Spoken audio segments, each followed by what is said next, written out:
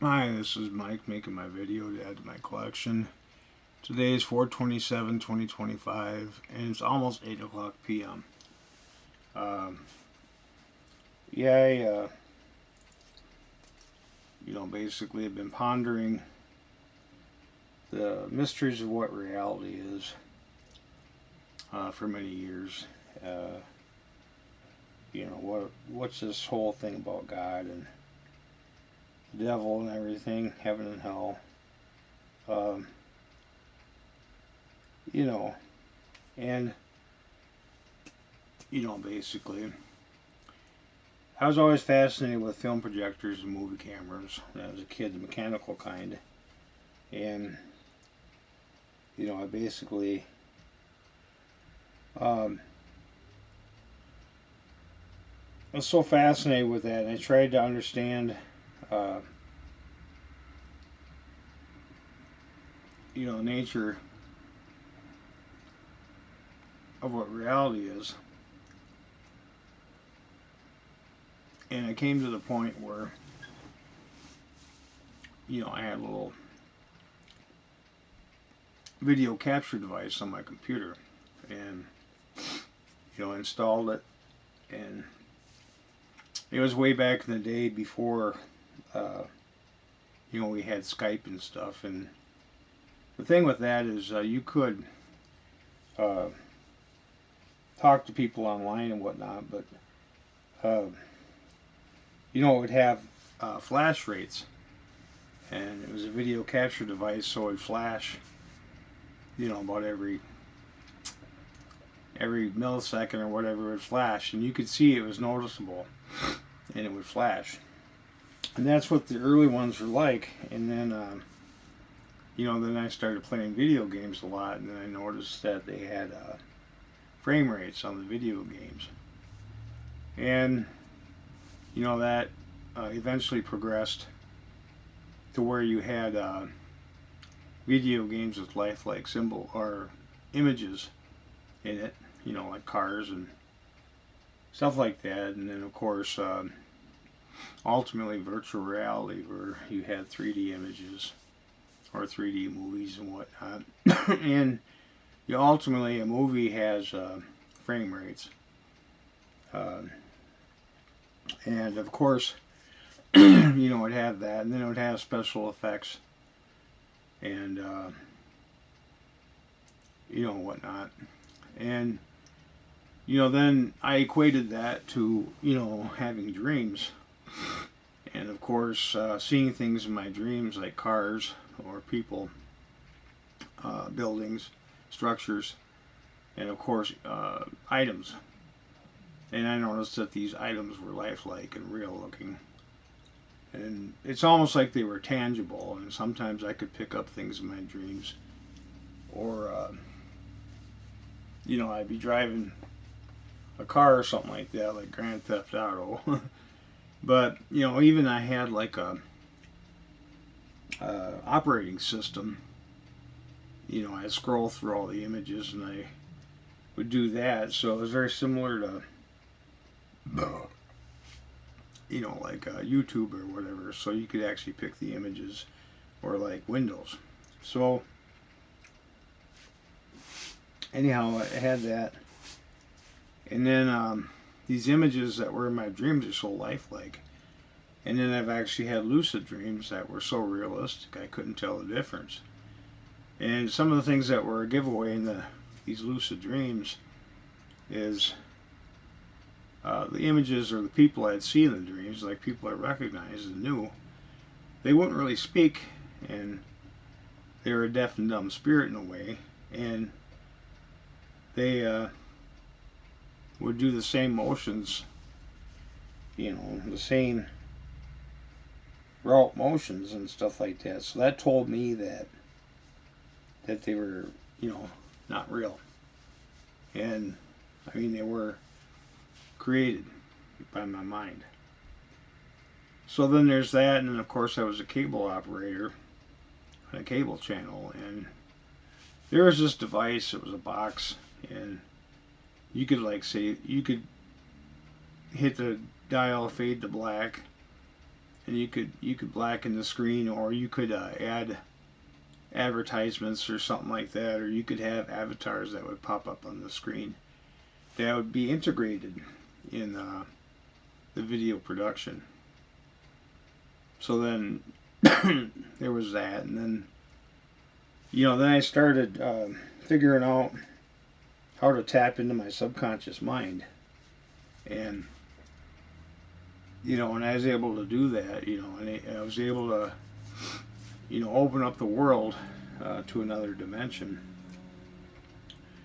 I started adding people, images of people that were apparently realistic. They were, undiscernible from the waking state that I was in. And then, I would even have some of these images, I'd have conversations with them. And I had like one experience, for example, where there's this female, and she was very beautiful, and I was talking to her, and her dad was standing next to her, and we were talking about different things, and then she says, and her dad said, "You want to take her to the store?" I said, "Well, I can't do that right now." And I was in jail, and I was in observation, but this was in the wee hours of the night. It's probably 2 in the morning, and nobody was around. And I talked to her. So she talked to me, and she had clothes on and whatnot. And then I've seen spirits also that appeared to me. But, there was some of these instances, they were almost like, if you understand, like in a video game where there were slight glitches in the non-consistency in the speed. It's almost like a dripping faucet. It's not consistent, and that's kind of like where I was at, with time. And I realized that time is an illusion. The whole idea of space-time is an illusion. What you see is projected in the real world is just an illusion. And then I saw, well, I studied like a doorknob one time, and I kept looking at it for hours, well, for maybe an hour. But then I noticed that, there were flash rates, and things would flash, and they would have these minuscule little frame rates that were noticeable if you studied it long enough. And then, of course, there was that. And then, and then I've seen things in motion, where they would kind of move but then stop just for a second and move again. And then that told me, that time is not fluid, it's not consistent. And of course there were hiccups. And then of course, like computers themselves, they have these hiccups.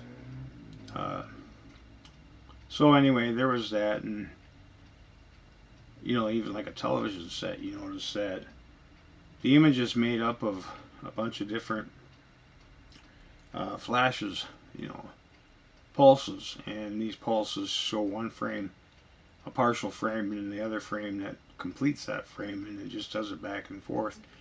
And then when you videotape a television set, you can see these lines of, like horizontal lines or whatever on the screen. So anyhow, I realized that everything is made up of these frame rates.